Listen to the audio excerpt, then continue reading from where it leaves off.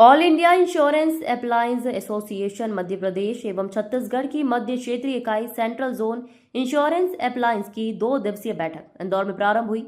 बैठक में संगठन के अखिल भारतीय महासचिव श्रीकांत मिश्रा, मध्य क्षेत्र के अध्यक्ष अजीत केतकर, महासचिव धर्मराज महापात्र सहित दोनों राज्यों के रायपुर, भोपाल, इंदौर, सतना, शहडोल, जबलपुर, बिलासपुर, ग्वालियर के कार्यकारिणी समिति के 50 नेता शामिल हुए।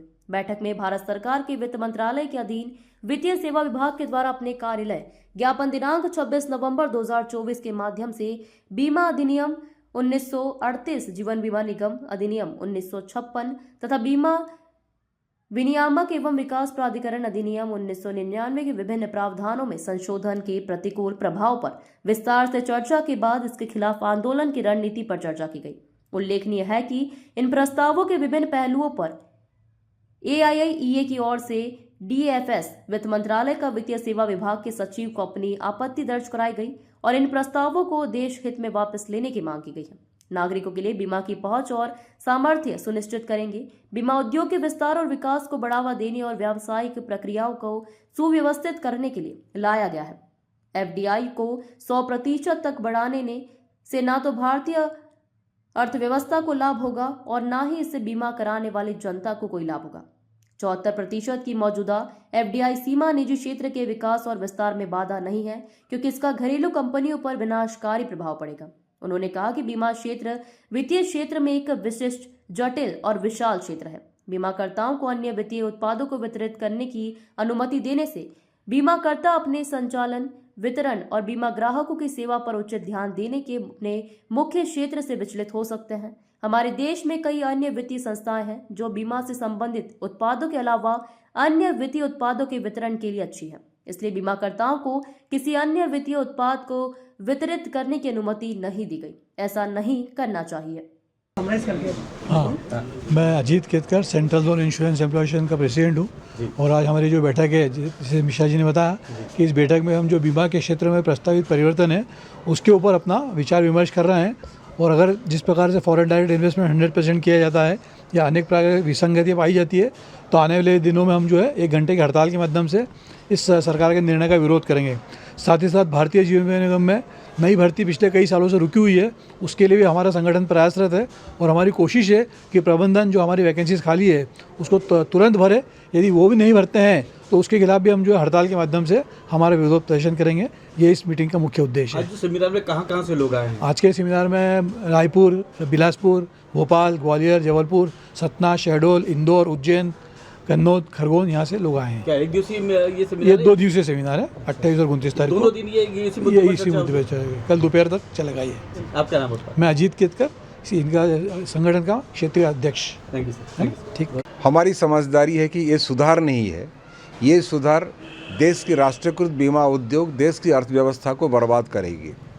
मुख्य रूप से 4 प्रस्ताव जो सरकार लाने के लिए कुछ प्रपोजल रखे हैं फाइनेंस मिनिस्ट्री के तरफ से, उसमें सबसे जो खतरनाक है कि बीमा उद्योग में विदेशी पूंजी का हिस्सा जो अभी 74% है उसको 100% करने की। हमारी समझदारी से इसकी कोई आवश्यकता नहीं है। कानूनन अभी इजाज़त है, कोई भी बीमा कंपनी, घरेलू बीमा कंपनी चाहे तो 74% ला सकती है, लेकिन वास्तव में जो विदेशी पूंजी आई है मात्र 32% आई है। तो 32% ही अगर है, 74 नहीं हुआ है, तो फिर 100 करने की आवश्यकता क्या है?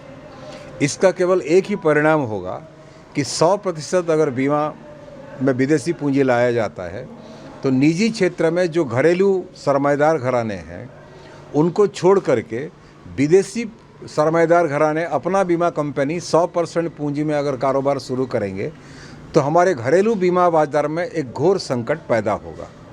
और सबसे जो खतरनाक होगा, LIC जैसा संस्थान या राष्ट्रीयकृत आम बीमा उद्योग जैसा संस्थान वो भी मजबूर हो जाएंगे मुनाफे के चक्कर में। जो अमीर तबके के लोग हैं उनका बीमा ही करेंगे, जो गरीब हैं, देश के असंख्य तबके के जनता जो गरीब हैं, मजदूर हैं या जो बेरोज़गार हैं, उनका बीमा कोई नहीं करेगा। इसीलिए बीमा उद्योग में विदेशी पूंजी 100% करने की कोई आवश्यकता नहीं है। हमारी संगठन ने ये तय किया है कि पार्लियामेंट में कोई अगर कानून पास होता है तो इसके खिलाफ हम लोग हड़ताल में जाएंगे। बीमा उद्योग को लेकर के 2-3 बिंदु और हैं। एक है कि सरकार ये कह रही है कि 2047 तक हमें कहा जा रहा है कि हम लोग अमृत काल में प्रवेश करने वाले हैं। पता नहीं, सरकार का ये मनसा है कि हर भारतीय के हाथ में एक बीमा होना चाहिए। उसमें हम भी सहमत हैं। हम भी चाहते हैं कि हर भारतीय के हाथों में एक बीमा पॉलिसी होनी चाहिए। लेकिन हमारी सवाल है कि दुकान सिर्फ खोल देने से खरीदारों की संख्या बढ़ने वाला नहीं है। अगर आप कोई बड़ी गाड़ी कंपनी इंदौर में 100 दुकान खोल देंगे तो 100 दुकान में जो ग्राहक नहीं बढ़ जाएंगे। इसके लिए देश की आर्थिक व्यवस्था में सुधार की गुंजाइश है। लेकिन जब सरकारी आंकड़े के मुताबिक आज देश में बेरोजगारी की रफ्तार लगभग 9% से ज़्यादा है, हमारे देश में ऐसा सिचुएशन की भूखमरी और बदहाली बहुत हालत ख़राब है, तो दुकान खुलने से कुछ होगा नहीं। केवल बीमा क्षेत्र में एक निगेटिव कंपटीशन होगा जिसका बुरा असर राष्ट्रीयकृत बीमा उद्योग के ऊपर गिरने वाला है। फिर सरकार तीसरा, क्यों लेके आ रही है? ये दुर्भाग्य है। सरकार क्यों ला रही है हमें पता नहीं। क्या आप लोगों ने अपना पक्ष सरकार के सामने नहीं रखा? हमने कहा है जी। और इसी के चलते 1999 से सरकार कोशिश में है कि राष्ट्रीयकृत बीमा उद्योग को बेच डाले। लेकिन हम लोग लगातार संघर्ष में हैं। हमारे संघर्ष के बदौलत आज तक निजीकरण नहीं हो पाया है, लेकिन विदेशी पूंजी को धीरे धीरे। आपने जो माइनस पॉइंट इसके गिनाए तो उस पर सरकार का क्या कहना? दुखद बात यह है, हमने कई माइनस पॉइंट को लेकर के जनता के बीच गए हैं, सांसदों के बीच गए हैं। आप देखे होंगे कुछ दिन पहले नितिन गडकरी साहब ने जो पत्र लिखे माननीय हमारे फाइनेंस मिनिस्टर को, और हमारे यूनियन ने उनको अप्रोच किए थे, तो हमारे देश में कम से कम 400 सांसदों से हमने मिले और 400 सांसद ने ये कहा कि बीमा में जीएसटी का कोई औचित्य नहीं है।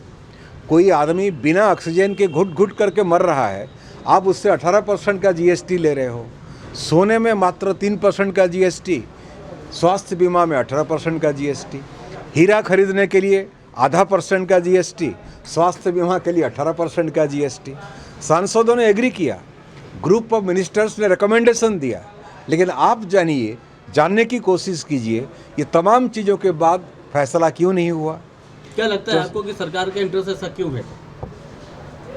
सरकार कह रही कि देश का आर्थिक व्यवस्था में कोई प्रॉब्लम नहीं है, समस्या नहीं है, लेकिन प्रॉब्लम है। और प्रॉब्लम अगर नहीं होता तो रिसोर्स मोबिलाइजेशन के नाम पर या आर्थिक संसाधन जुटाने के नाम पर लाइफ इंश्योरेंस या जनरल इंश्योरेंस में ये जीएसटी लागू नहीं करती।